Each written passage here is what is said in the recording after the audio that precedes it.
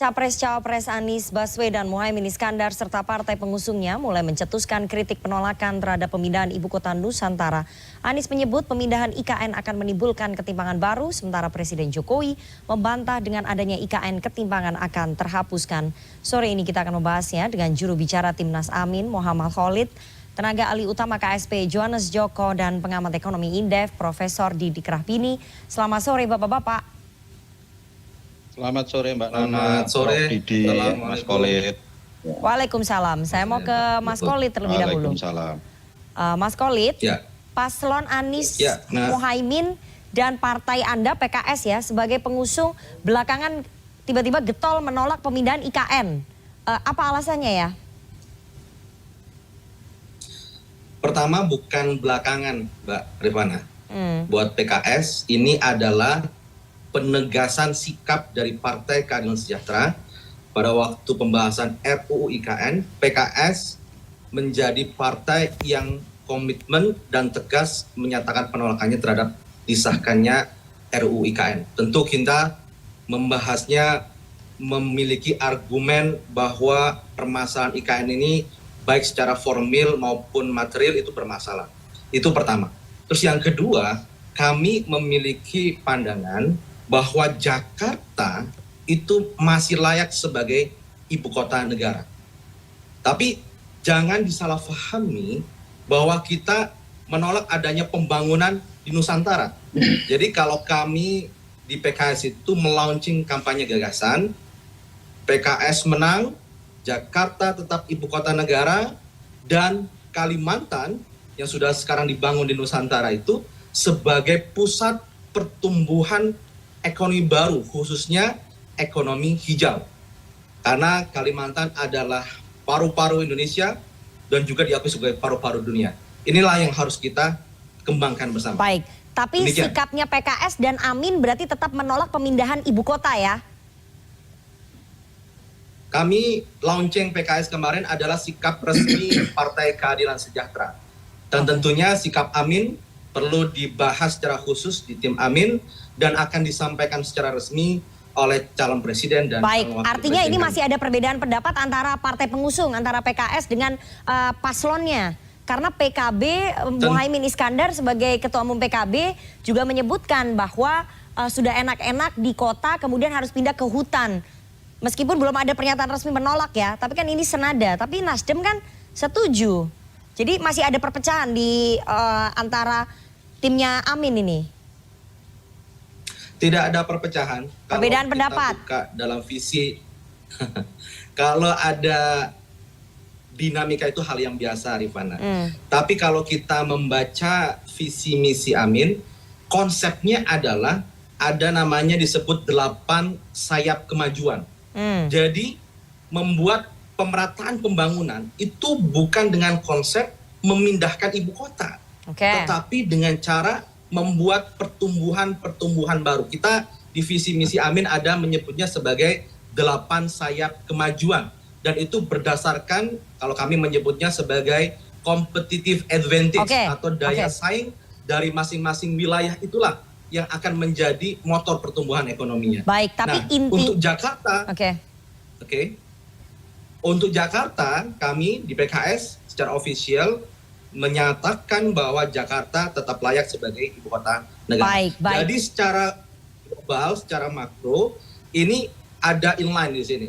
Bahwasanya apa yang diinginkan oleh PKS, bahwasanya konsep pemerataan pembangunan bukan dengan memindahkan ibu kota, tapi dengan membangun pusat-pusat pertumbuhan ekonomi baru. Membangun pusat pertumbuhan ekonomi baru di Kalimantan itu satu hal, tapi memindahkan ibu kota itu juga hal yang lain. Jadi intinya PKS dengan Amin ini sikapnya bagaimana soal pemindahan ibu kota? Itu dulu yang saya tanyakan Pak Khalid. Tadi jawaban saya cukup clear. Kalau sikap PKS sudah clear di situ. Dan sikap Amin tentunya kapasitas yang menyampaikannya adalah calon presiden dan calon wakil presiden. Tapi seandainya nanti Capres dan juga Cawapres Anda kemudian bersepakat tetap memindahkan ibu kota negara, nggak masalah ya untuk PKS karena tidak ada visi misi partai pengusung, yang ada adalah visi misi presiden dan wapres. Dalam konsep pemerintahan sistem presidensial, tentu calon presiden dan wakil presiden memiliki konsepsi Oke. tentang visi pembangunan ke depan. Dan partai politik sebagai partai pengusung tentu kita berharap visi misi yang kita sampaikan itu juga diakomodir dan akan diperjuangkan oleh calon presiden dan calon wakil presiden kita yang kita dukung.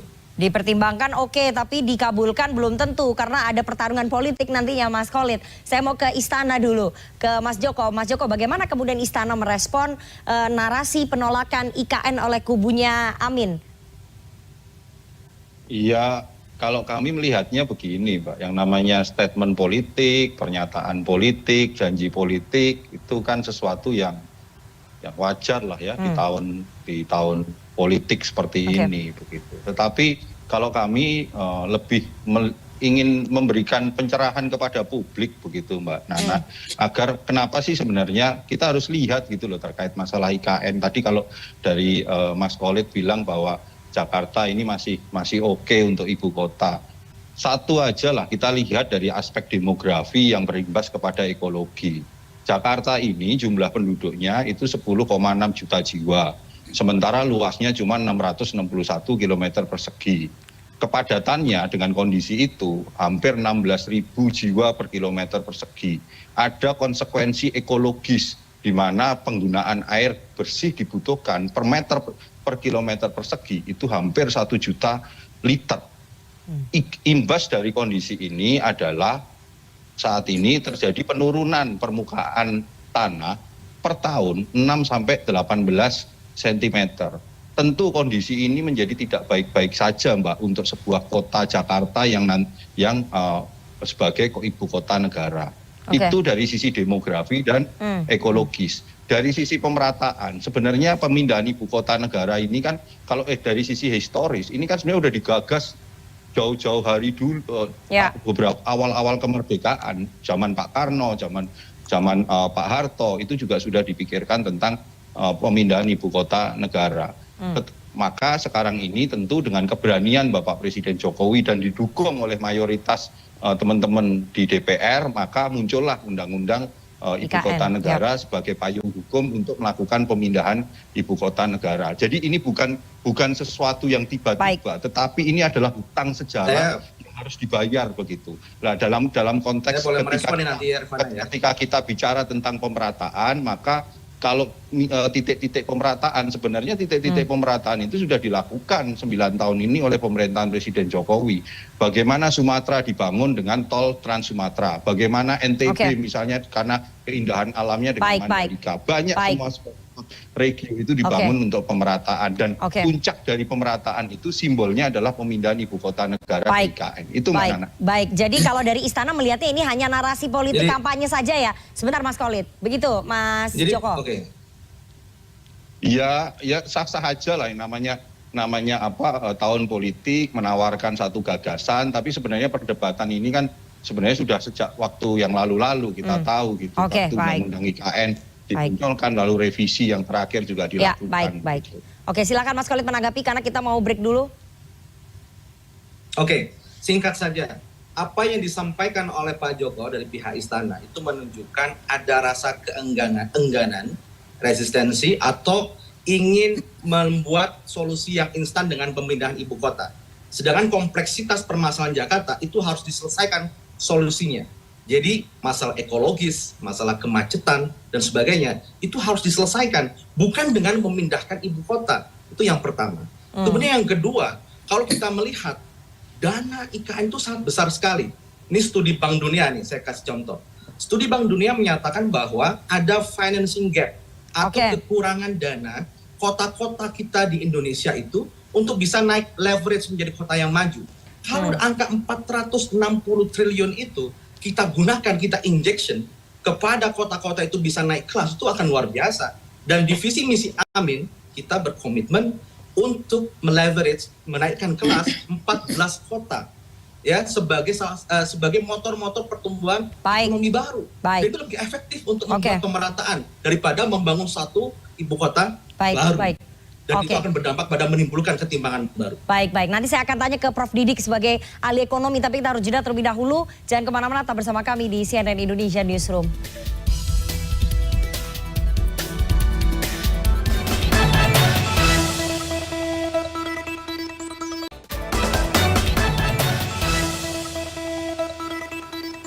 Terima kasih Anda masih bersama kami di CNN Indonesia Newsroom dan kita akan lanjutkan dialog kita pada sore hari ini. Jika Amin menang, IKN tinggal kenangan. Bersama dengan para narasumber, saya mau ke Prof. Didi dulu ya. Prof. Didi, apakah kemudian narasi penolakan IKN yang disampaikan oleh Timnas Amin bahwa ini akan menimbulkan ketimpangan baru atau justru seperti yang disampaikan oleh Pak Jokowi dengan adanya pemindahan IKN ini akan menghapuskan ketimpangan? Bagaimana kemudian dari sisi ekonomi melihatnya? Saya kira narasi PKS itu narasi demokratis ya. Yang saya kira perlu, penting dan baik ya. Tapi kan telat ya, dan juga tidak terlalu kuat karena sendiri. Ya. Dan kemudian diputuskan kebijakan IKN ini tiba-tiba saja muncul dari presiden dan lebih sesuai kemauan pribadi ya. Tapi sah karena dilegalkan dengan undang-undang yang ya dipaksakan dengan suasana itu. Jadi prosesnya ini kritis, ya proses kritik dari civil society itu tidak didengar ya, sehingga ini seperti malah praktek kebijakan tapi sah ya. Coba kebijakan ini sah karena undang-undangnya, tetapi malah praktek. Kenapa malah praktek? Kebijakan itu tiba-tiba datang dari mulut presiden ya. Ada 10 tahap kebijakan kalau mau benar atau diringkas jadi 5 ya. Mulai dari identifikasi ya, kemudian disampaikan ke publik, mengumumkan informasi ya, menjelaskan secara rasional ya, itu kebijakan based on evidence based policy. Ini enggak, ini main tunjuk saja ya. Itu sudah mengevaluasi kebijakan yang lalu, mungkin kunjungan ke negara lain, mengundang negara lain yang sudah gagal maupun berhasil, bikin alternatif, itu ada 10, ini enggak, langsung putuskan IKN.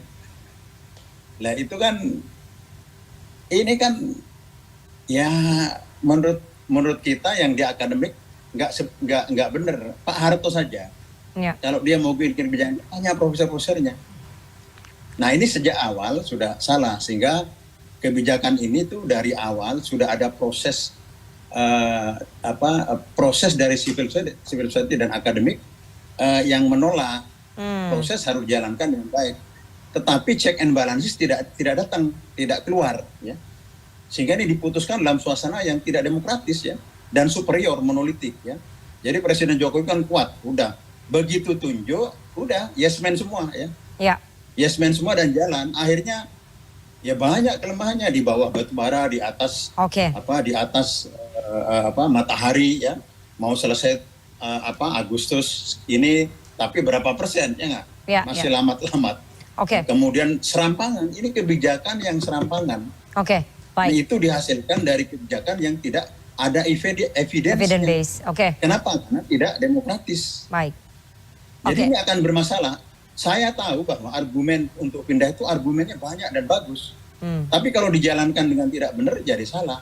Baik Pak Didi, tapi kan tadi Anda katakan ya bahwa narasinya PKS ini boleh-boleh saja bahwa ini narasi kritis demokratis, tapi terlambat dan sendiri. Jadi terlambatnya itu kenapa? Karena baru sekarang digaungkan menjadi narasi kampanye? Ya itu sama dengan Bu Mega, Gunawan Muhammad menangis-nangis, itu terlambat. Jadi saya pernah mengundang, kita diskusi di situ CNN, ada Muhaimin pada periode pertama. Waduh, ini kok tidak ada check and balances ya? Yang mengkritik itu cuma satu orang, namanya Faisal Basri. Jadi parlemennya itu bungkam, ya, check and balances tidak dijalankan. Itu keputusan ini hasil dari kebijakan yang superior, monolitik, cenderung otoriter. Beberapa tahun yang lalu, hasilnya seperti ini. Ya, seorang yang intelektual pun seperti Sri Mulyani nggak ngomong apa-apa, ya memang tidak bisa, tetapi harus didengar di luar. Saya ulangi, Pak Harto pun kalau bikin kebijakan seperti ini, dia dengerin itu profesor-profesornya. Ini enggak, profesornya disuruh. Saya mau ke... Ikutin aja maunya, tidak berdasarkan base evidence, tidak seperti itu. Baik, saya beri kesempatan ke Istana untuk merespon, silakan.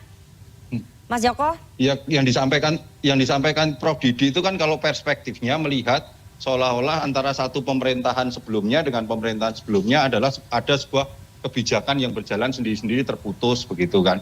Sebenarnya kalau kita mau lihat di Bappenas itu kebijakan terkait masalah pemindahan IKN, kajian-kajiannya itu udah banyak dan terus-menerus dikaji secara kontinu keberlanjutan. Hanya tinggal masalah siapa yang berani mengambil keputusan politik untuk mendorong pemindahan itu. Karena konsekuensi dari mengambil keputusan politik untuk mengajukan pemindahan IKN itu banyak sekali turunan-turunannya menjadi tidak populer.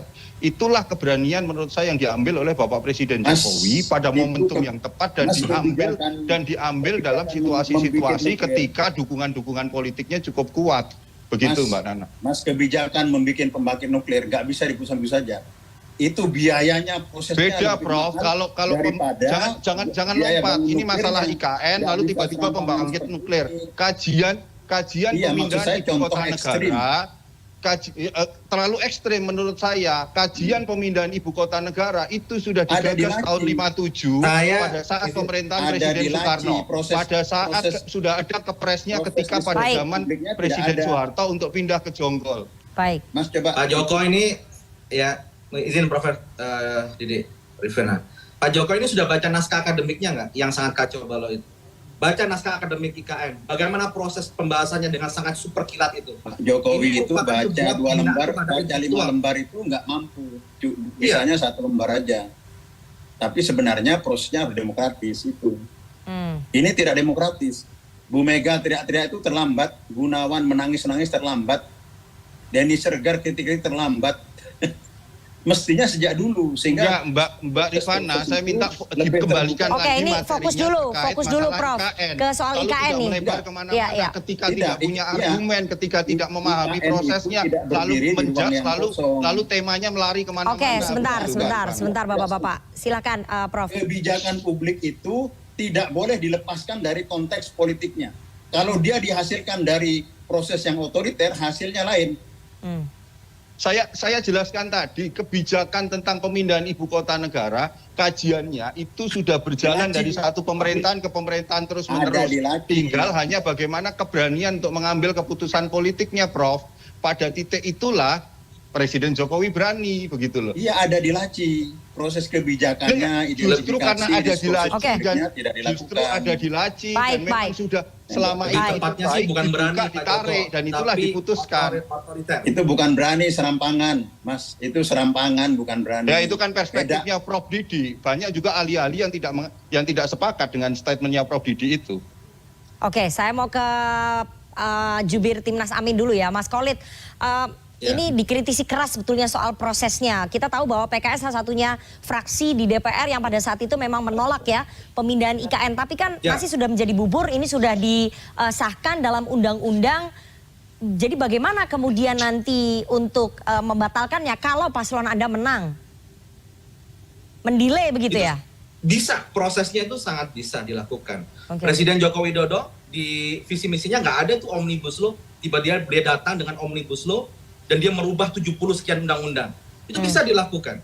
Jadi proses pembuatan undang-undang di era pemerintahan yang kedua Presiden Joko Widodo itu tidak demokratis seperti apa yang disampaikan oleh Prof Didi tadi. Sama ketika kita membaca mulai dari naskah akademik IKN, kemudian dari draft RUU IKN, bahkan RUU IKN habis diketok lagi, dibahas lagi gitu. Memang ada ketergesa-gesaan di sana. Mirip dengan apa yang dilakukan pada saat pembahasan Omnibus Law. Jadi yang dilakukan oleh PKS adalah menegaskan sikap apa yang sudah kita perjuangkan. Saat ini kami menegaskan kembali komitmen perjuangan kami.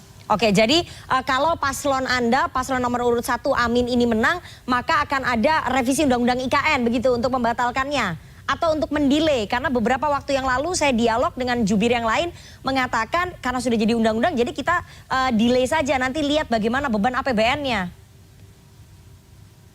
Pertama yang bisa saya jawab adalah sikap PKS sudah clear di sini sebagai pengusung partai Amin, pengusung Amin. Kemudian terkait sikap Amin, tentu kita harus menghormati mekanisme dalam koalisi. Sehingga di sini kita akan berkomunikasi secara khusus kepada partai koalisi dan kepada capres dan cawapres. Oke, terakhir Mas Joko, apakah kemudian Istana punya kekhawatiran kalau misalnya nanti paslon Amin ini menang, maka proyek IKN ini akan terdelay atau mungkin bisa revisi undang-undang IKN dilakukan? Ya masalah revisi undang-undang atau enggak itu kan wilayahnya di DPR. Yeah. Dan sekarang bagaimana komposisi DPR ke depannya sekarang ini kan sedang diperjuangkan oleh Mas Kole dan teman-teman partai yang lain dalam kompetisi pemilu 2024. Ya kita tunggu saja begitu Mbak. Kami kalau dari eksekutif kita hanya menjalankan undang-undang. Tapi nggak khawatir ya kalau misalnya nanti siapapun pelanjutnya Pak Jokowi, misalnya begitu yang menang paslon Amin tidak akan melanjutkan. Kita prinsipnya sepakat bahwa semua pasti ingin memberikan yang terbaik bagi Pertiwi. Baik. Saya koreksi sedikit Rifana, Ya. Jadi apa yang dilakukan oleh PKS dan Amin sekalipun, itu adalah bukan menutup atau tidak melanjutkan sama sekali. Tapi kalau kami di PKS, kita tetap ingin ibu kota ada di Jakarta dan Kalimantan sebagai pusat pertumbuhan ekonomi baru. Baik. Kita bangun, kita majukan. Sehingga lapangan kerja tercipta, ekologi tetap terjaga. Itu yang harus difahami. Oke, Prof Didi, kalau melihat dari usulan PKS dan Timnas Amin begitu ya, bahwa ibu kota tetap di Jakarta, tapi Kalimantan pertumbuhan ekonominya dibangun menjadi pusat pertumbuhan ekonomi. Ini bagaimana? Sama aja dengan IKN atau bagaimana, Prof? Kan topiknya tentang IKN, saya tidak punya pendapat tentang PKS. Termasuk juga mengomentari IKN udah telat. Kritiknya sudah terlalu banyak, tanggapannya tidak ada. Itu menandakan situasi situasi politiknya itu tidak visible. Bahkan mau 3 periode itu kan untuk meneruskan IKN ini tidak pantas. Baik, tapi ini penolakan begini akan seorang presiden yang sudah membuat kebijakan udah teruskan, siapa yang akan melanjutkan, apakah itu satu partai atau partai oposisi, sudah itu rakyat akan menilai, nggak usah cawe-cawe lagi. Baik. Terakhir Prof Didi, dengan adanya narasi penolakan ini akan berpengaruh nggak terhadap keinginan investor untuk menginvest gitu? Nanti PKS mungkin yang di Kalimantan tidak akan pilih, tetapi yang oposisi akan milih PKS. Biasa dalam demokrasi, biasa. Nanti yang dia menganggap ini kebijakan yang sembrono, ya sejalan dan PKS akan memilih. Di Kalimantan sudah dapat rezeki, mungkin dia tidak akan, itu biasa saja dalam politik. Tapi sebenarnya saya tidak menghitung itu. Yang saya hitung adalah bagaimana kebijakan publik itu, konteks politiknya harus demokratis, ya. Ini kan konteksnya kan ada 3 periode, ada otoriter seperti kata Bu Mega yang telat itu, nangis-nangis kayak Gunawan Muhammad, nggak bisa. Saya ingatkan, politisi kalau sudah masuk ke dalam politik kekuasaan, nggak boleh dipuji-puji, karena ketika dia masuk, behaviornya berubah. Ya 80%, 90% sudah jadi bandit. Siapa yang menjadikan dia negarawan? Itu check and balances, rule of law, enggak demokrasi. Kalau dia menceng-menceng itu jadi bandit semua politik itu. Harus ada kontrol. Nah, sementara yang seperti KSP bekerja aja seperti birokrasi, tidak usah memuji-muji sebab nanti enggak kita memuji-muji. Saya ingin memberikan catatan, kita harus mendidik waktu kita udah habis nih. Kita dengan bahasa-bahasa yang lebih beradab. Bukan masalah bagaimana kita ngomong-ngomong tentang bandit. Bahwa politik itu kalau dikritik yang Prof katakan itu tidak mendidik, Prof. Bagaimana kita mendidik publik untuk melihat pimpinan kita sebagai bandit. Teori bandit itu Anda tidak kenal. Itu yang mencetuskan pemenang Nobel dalam bidang ekonomi politik. Anda jarang baca. Teori bandit itu yang menjelaskan adalah pemenang Nobel dalam bidang ekonomi. Saya pikir cukup, Mbak Nana. Baik. Nah, itu bandit semua kalau tidak dikontrol oleh rule of law and balances. Sayang sekali Bapak-bapak, waktu kita sudah habis nih. Iya, sayang sekali waktu kita sudah habis. Nanti saya akan buka mungkin ya pembahasan dialog soal IKN ini dan juga kebijakan